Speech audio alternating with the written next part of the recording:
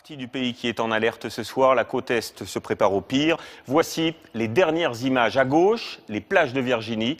À droite, la Statue de la Liberté dans la tempête. Le vent et les vagues, vous le voyez, sont arrivés. L'ouragan devrait commencer à frapper dans les heures qui viennent. Barack Obama, tout comme son adversaire, ont suspendu la campagne électorale.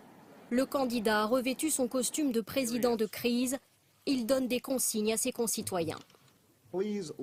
S'il vous plaît, écoutez ce que votre État ou les autorités locales vous disent. Quand ils vous disent d'évacuer, il faut évacuer. Salut à tous, très contente de vous retrouver aujourd'hui pour une nouvelle histoire à vous partager. Mais avant de commencer, j'aimerais tout d'abord remercier la chaîne Cana Disparition. Un grand merci puisque Cana m'a tout de suite apporté son soutien. Sa démarche et sa générosité m'ont vraiment touchée. Je vais mettre le lien de sa chaîne en barre d'infos. Et ceux qui sont intéressés par les histoires de disparition, d'enquêtes non résolues, je vous propose d'aller jeter un coup d'œil à sa chaîne. C'est une des rares où l'on retrouve principalement des histoires peu connues du grand public, des histoires peu médiatisées et peu, voire pas du tout racontées sur les chaînes habituelles de True Crime. Voilà, donc Cana, encore un grand merci. Je voudrais également remercier tous les derniers arrivants ici sur ma chaîne. Cela me fait vraiment très plaisir. Soyez les bienvenus et j'espère que la vidéo d'aujourd'hui vous plaira. L'histoire du jour va nous emmener aux États-Unis. Nous allons remonter en 2012. C'est une histoire incroyable, c'est une histoire vraie. Je ne vous en dis pas plus, je vous laisse vous installer comme d'habitude et c'est parti.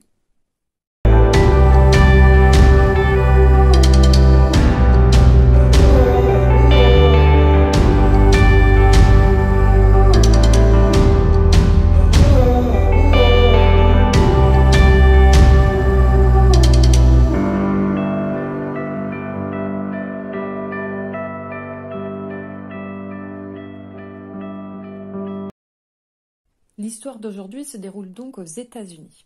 Nous sommes en 2012 et plus précisément le 29 octobre 2012. C'est cette journée-là que l'ouragan Sandy frappe la côte est des États-Unis. L'ouragan a été classifié comme ouragan de force 3.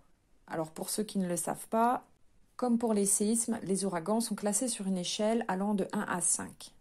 Donc l'ouragan Sandy est classé force 3, ce qui est important puisqu'on lui a enregistré des vents allant jusqu'à 185 km/h à son maximum. À l'annonce par les autorités de l'ouragan Sandy aux États-Unis, 375 000 personnes résidant à New York ont été évacuées et par sécurité, les métros et les aéroports ont été fermés. L'ouragan Sandy passera par la Caroline du Nord et Long Island, puis il se déplacera de New York en allant jusqu'au New Jersey. Pour notre histoire du jour, nous allons nous intéresser à Green Island, puisque c'est là-bas que tout se passe. Donc là-bas aussi, la population a été mise en état d'alerte et des milliers d'habitants ont reçu l'ordre d'évacuer. Parmi tous ces habitants, il y a Christine. Christine est une propriétaire d'une maison de Green Island. L'ouragan Sandy va passer, va faire de terribles dégâts, et une fois que les habitants eurent l'autorisation de retourner à leur maison, Christine retourne également chez elle. Elle rentre dans sa maison, elle constate les dégâts, très choquée, et à sa grande surprise, elle va trouver également une lettre. Une lettre laissée par un inconnu dans sa maison. Alors j'ai retrouvé cette lettre sur internet, je vous mets la photo, et voici ce que dit la lettre. Qui a déjà lu ceci? Je suis en train de mourir. J'ai 28 ans, je m'appelle Mike, j'ai dû entrer par effraction chez vous, j'ai enlevé les couvertures du canapé car je suis en hypothermie. Je n'ai rien volé. Une lame de fond a détruit ma maison plus bas dans le quartier. Je ne pense pas que je vais survivre. L'eau à l'extérieur est au moins de 10 pieds de profondeur. Je ne vois aucune issue. Dites à mon père que je l'aime et que j'ai essayé de m'en sortir. Son numéro de téléphone est le... Son nom est Tony. J'espère que vous pourrez lire ceci. Je suis dans le noir. J'ai aussi pris une veste noire. Au revoir. Que Dieu Tout-Puissant m'aide. Donc Christine a lu la lettre, et ne sachant que faire, elle décide de poster cette lettre sur les réseaux sociaux. La lettre devient très vite virale et est partagée sur Facebook, Twitter, tous les réseaux sociaux. Alors je ne sais pas si Christine a essayé de joindre le père de Mike, ce n'est pas précisé dans l'article. Toujours est-il que la lettre est partagée en masse sur Internet. La lettre a donc été écrite par Mike, qui n'a pas évacué sa maison. Il n'a pas écouté son père qui essayait de lui faire entendre raison et qui lui demandait d'évacuer les lieux. Quand Mike réalisa ce qui était en train de se passer, que la maison était en train de se faire engloutir par les flots, il appela son père pour lui dire à quel point il l'aimait et que c'était certainement la dernière fois qu'il lui parlait. Il lui criait au téléphone qu'il n'aurait jamais dû rester, qu'il aurait dû l'écouter, que l'eau était si sombre et il lui disait en boucle « Je suis désolé, tellement désolé ». Après ce coup de fil, son père était très inquiet et pensait qu'il ne reverrait jamais vivant son fils.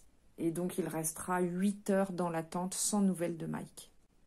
Mike s'est donc fait emporter par le courant qui était beaucoup trop fort pour lutter. La maison a été complètement détruite par les vagues qui étaient beaucoup trop hautes. Et malgré ça, Mike réussit quand même à nager et à atteindre une maison qui se situait à quelques maisons de la sienne. C'est donc la maison de Christine qui n'est pas encore inondée. Alors là, je vous raconte ça en quelques phrases, mais j'ai retrouvé dans un article que Mike expliquait qu'il avait mis plusieurs heures avant d'arriver jusqu'à la maison de Christine. Toute la baie était complètement inondée.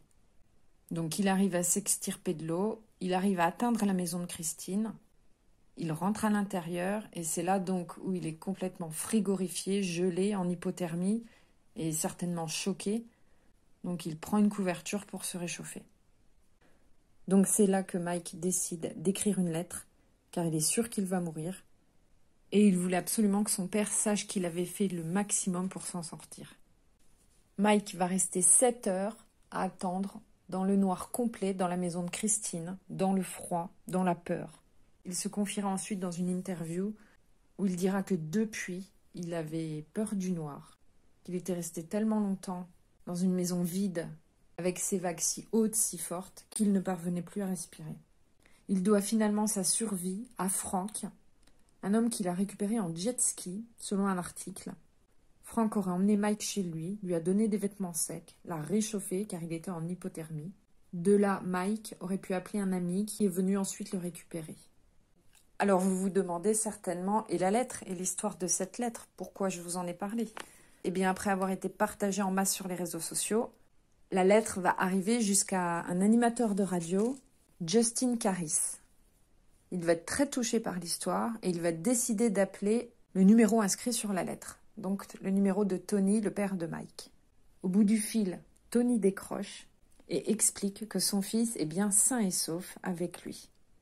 La radio a plus tard invité Mike pour l'interviewer et afin qu'il puisse raconter son histoire. Mike confirmera qu'il n'avait pas évacué sa maison lors de l'arrivée de l'ouragan, qu'il a entendu dehors un gros bruit, vraiment un gros vacarme, et que l'eau était en train d'envahir sa cuisine. Le courant était tellement fort que la cuisine a été emportée dans les flots, et c'est là alors qu'il prend la décision de quitter la maison et de sortir. Il a été ensuite emporté par le courant dans la baie. Il était impossible pour lui de lutter contre les vagues. Les retrouvailles avec son père ont été très émouvantes. Ils se sont serrés dans les bras très très fort. Ils n'avaient plus envie de se quitter. Tony était très heureux de retrouver son fils vivant, sain et sauf. Voilà, donc Mike a eu beaucoup de chance. Il faut savoir que l'ouragan Sandy a fait 210 morts et plus d'une vingtaine de disparus.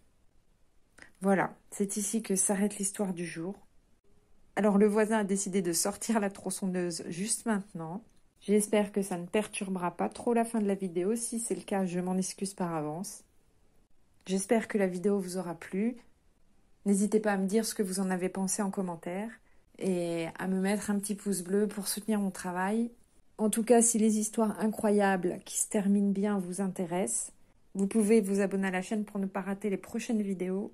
Et vous savez aussi que ça soutient mon travail au niveau du référencement, surtout quand on est une chaîne qui débute. Et ça m'encourage à vous trouver encore d'autres histoires tout aussi incroyables. Je vous dis à bientôt pour une prochaine histoire. Je ne sais pas encore quel sera le thème. Des retrouvailles, une disparition résolue. Prenez soin de vous. On se retrouve bientôt.